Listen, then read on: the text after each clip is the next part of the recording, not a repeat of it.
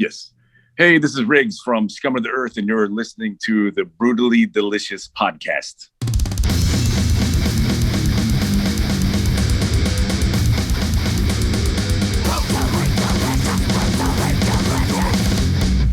Hey, I'm Bruce. There's my partner, Chris.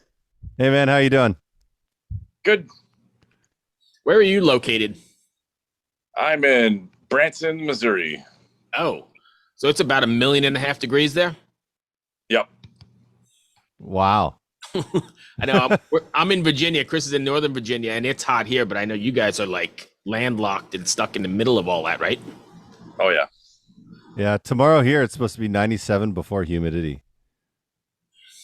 It's going to be brutal. Here it's like all humidity.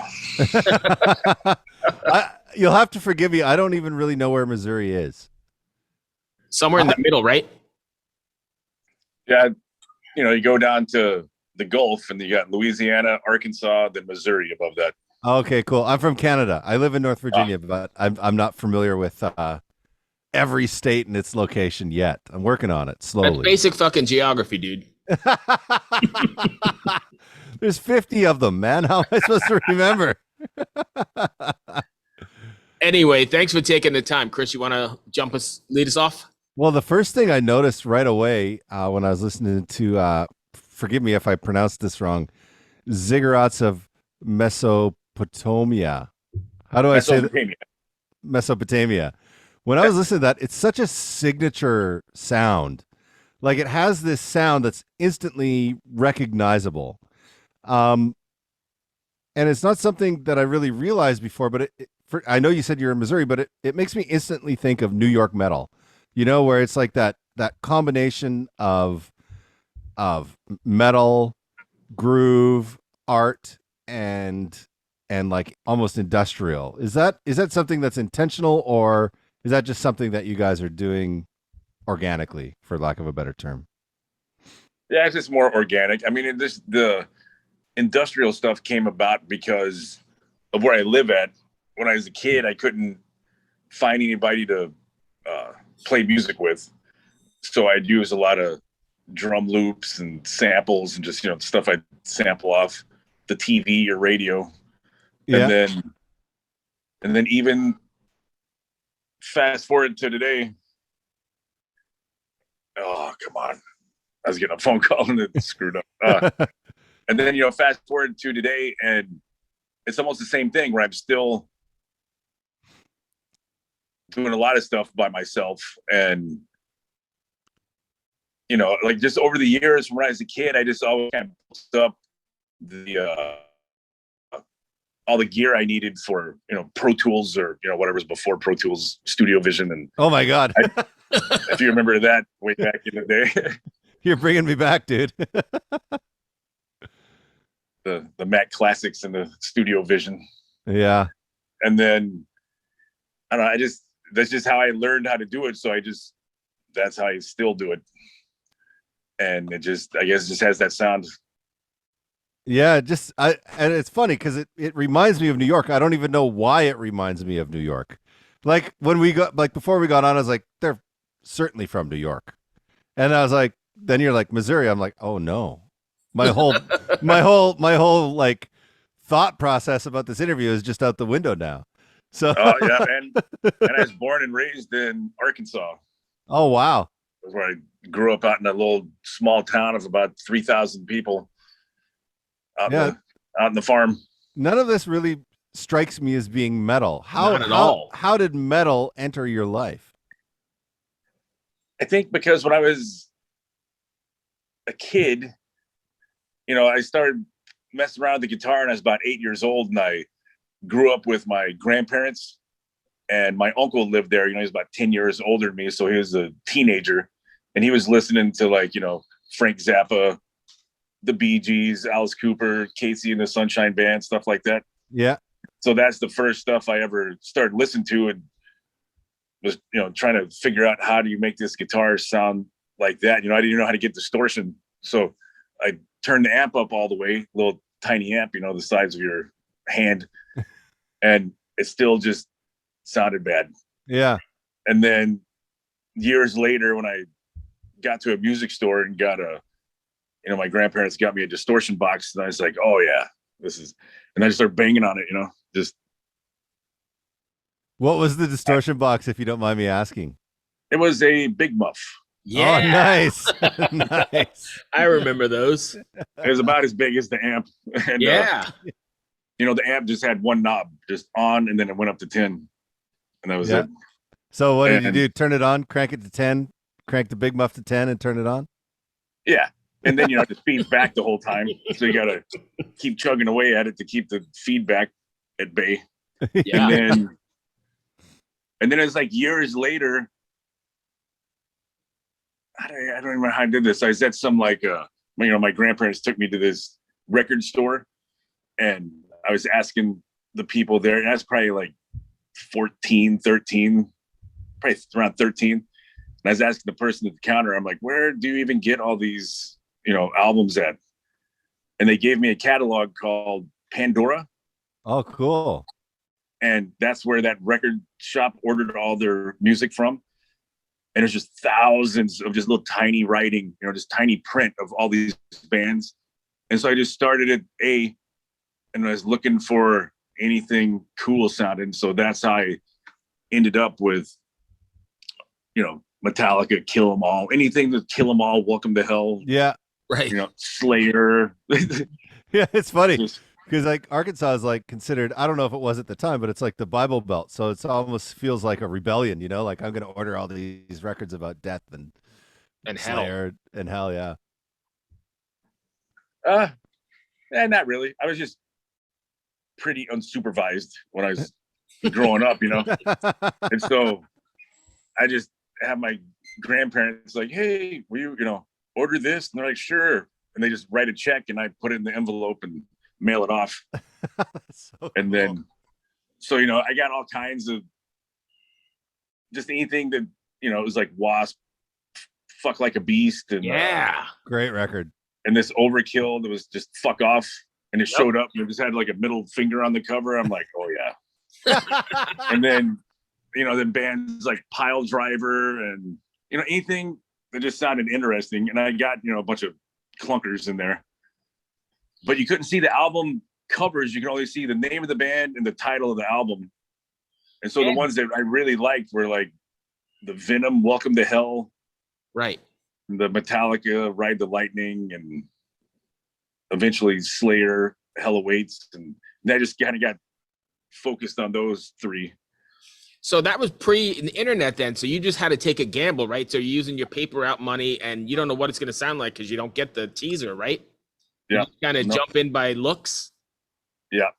And so that's how I ended up with so many clunkers. Now here's a question. Do you still have those? Man, some of them I do, believe it or not. Like I have, I saw them just the other day. The vinyl, it was like the little demon shaped. It was like shaped like a demon, the Jump in the Fire. Yeah. Metallica one. And I ended up with like a bunch of imports and stuff from that Pandora catalog. And I still have some of them. Motorhead. And not only that, you probably got them at a discount. I can't remember. I was like 13 years old, so I didn't even know. I imagine some Celtic Frost in there as well. Yeah, Celtic Frost. I got that, and even the one before it, the Hellhammer. I ordered that one, and then in there they had the fan club for the Celtic Frost, and so I mailed off over to wherever they were in Europe, and never got anything. they took my money and ripped me off. Damn. That's metal. Oh, and I'm friends with Tom G. Warrior there on Facebook. I'm going to have to send him a message.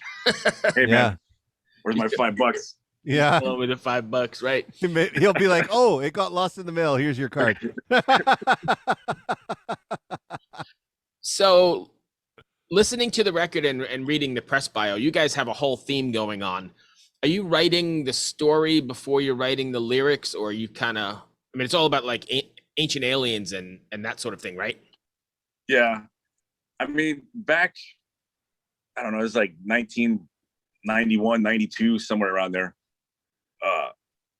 I was doing songs about the ancient alien stuff, and people thought it was like really freaking stupid, you know. And so I just moved on to something else. And I still have a bunch of those lyrics from 30 years ago. And I was just kind of looking through those, and that's where these lyrics came from. They're like from way back, when I was a teenager. It's still a popular topic though, right? I mean, there's that whole Ancient Aliens show on TV, and I mean, I have a coworker that's always got that on running all day long in the background where I work. Yeah, no, I really like it. And so instead of like how I did it way 30 years ago, I was more like serious about it for some reason. And then so now I just make it a little more goofy and mix a bunch of stuff together and just whatever sounds good and kind of silly. Yeah, to me it reminded me almost like of a horror movie. You know what I mean?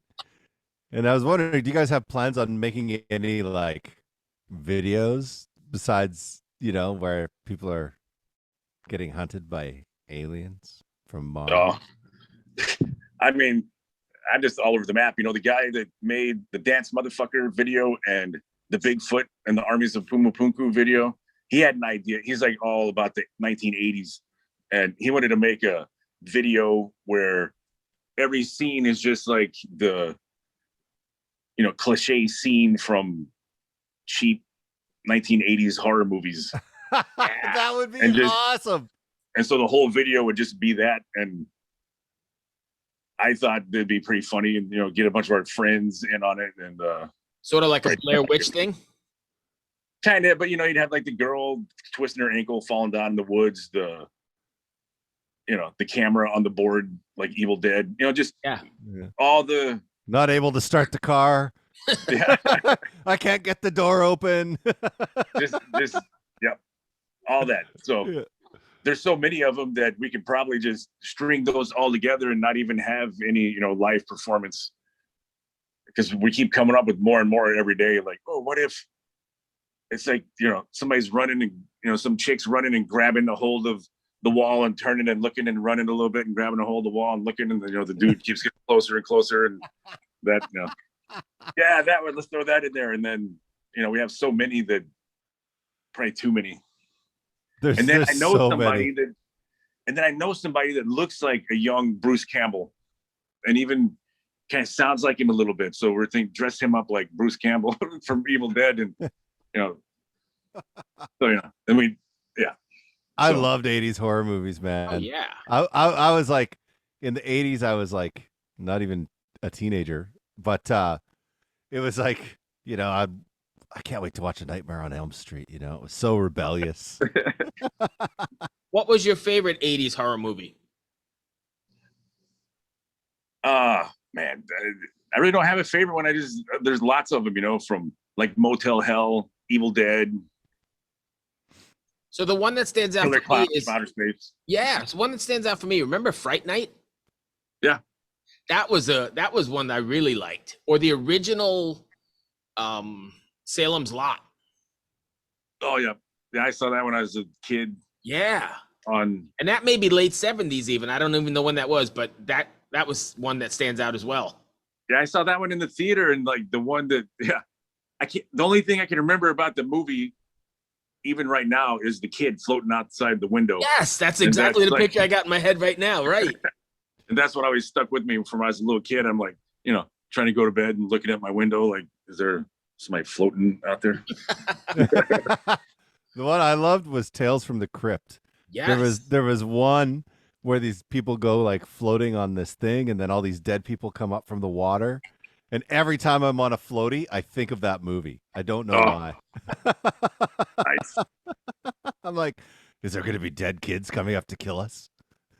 Yeah.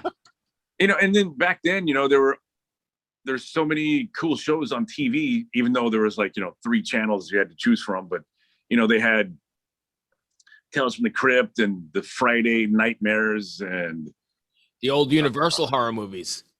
Yeah. And, the Addams Family, the Munsters, the Star Trek, all these like really cool shows. And I don't know. I mean, we have cool TV now, right? We have like The Bachelor, The Bachelorette, 17 Stars. 13 and pregnant or some bullshit. Yeah, we got lots of good Yeah. TV now. Married at First Sight. Yeah, the drama. Who would I think know, there would? Who would think there would be drama when you put two people together and say get married? You've never met each other. Yeah, right. What an idea. And it's like the older I get, I just keep, finding cool cartoons to watch, like Paradise PD and shit like that. I don't know. It's hard to find anything nowadays. You talking about like the Adult Swim stuff? Yeah. Yeah. Yeah, So, for sure. Back onto the music. Do you guys have any live shows planned? They're talking about going out in October, and they're working on that now. And we're just hoping that, it's getting close to the midterms. And so that's usually when everything starts getting crazy, and Yeah. the monkeypox and the this and the that, and who knows what it'll be in a couple months. Yeah. So if we can, then we'll go out for just a little small, probably a couple weeks in October, just test it out. I find it interesting that you're taking that into an account, like it's not something I've ever heard before, being from Canada, it's not something I've ever heard before. Like getting. Yeah. Yeah. So interesting. Well, it didn't even used to be a thing here until 2016 or no, 2020. Yeah. Yeah. 2016, probably. That's when everything started getting crazy. And, before then, nobody even paid any attention. Right. You just Yeah. went back Now to business and did your thing. Now you can't not pay attention because it's all over social media and just everywhere you look. And it's just, horror, terror, beware, you're all going to die, every day. And then bands are going out on tour and selling tickets, and the people buying the tickets, half of them are showing up, and, because of the COVID tests and things you need to be able to get in, and just everything's all messed up. So yeah. Well, Ben, yesterday or 2 days ago, I was shocked to see that that big music festival in Atlanta was canceled. Yeah. See, I mean, it's already starting because it's getting close to November. Yeah. Well, they canceled it because the artists have riders that say no guns, and Georgia has a law that says you can't ban the guns from going in. So they're like, well, we canceled the show. So It's like $5 million in revenue to Atlanta. It's crazy. Wow, I totally missed that. I mean, it's like that meme that I see that says, there's 20,000 gun laws on the books, and this one more is going to make a difference. Like, criminals don't care what the law is. That's why they're criminals. Right. You ban guns, they'll show up with a big stick and hit you with that. I don't know. So I don't ever worry about any of that shit or get involved in any of that. I don't even care. It's like if I get shot, then so be it. I'm not talking about it from I'm not talking about it from a political standpoint. I'm just saying, like they literally had to cancel the show. I know, but it's a political thing. It's putting in your rider, no guns. I mean, that's just ridiculous. Well, yeah, I guess unless you're Dimebag. Yeah, but I mean, that dude didn't buy a ticket. He just ran in through the side. Yeah, true story. Right. But no security either. Yeah. It's really weird, man. It's definitely a much different world than it was, like you said, prior to whatever, 2016, 15, I don't know, somewhere in there. And I guess as a musician or as a touring musician, it's really difficult to take all that into consideration and still try and go out there and not lose your shirt. Yeah. I mean, if I was going to make some crazy writer, I'd be like, more booze and more chicks. Who cares about anything else? Only red M&Ms. You're not going to be able to stifle all the lunatics out there, so you might as well just enjoy yourself while you can. Yeah, red M&Ms, Jägermeister cooled to 32 degrees Fahrenheit. Yeah. Nice. And a thermometer to check it before I drink it. Yeah, so that's actually a good rider call. I'm going to make that one. There you go. That's all I've got on my end, Chris. You got anything else? I don't, man. Thank you so much for joining us today. Yeah, thanks for having me. I appreciate it. And before we go, where can people go and find the band? Then go to just the regular places, the Facebook, Instagram, YouTube. It's all under Scum of the Earth. And there's a scumotheearth.com. Thank you, my friend. I appreciate you taking the time. Killer, dude. Thank you so much, man. I really appreciate it. Be well. Yeah, thanks, guys. Hey, we'll talk to you soon. Okay, Keep rocking, bye. eh? The new song sounds great. I love it, actually. Yeah. Thank you. It's Good been stuff. added. It's been added to my playlist. So Well, much appreciated. Take All care, right. my friend. We'll see you. Bye bye. Okay, bye. Next one, Chris. Okay.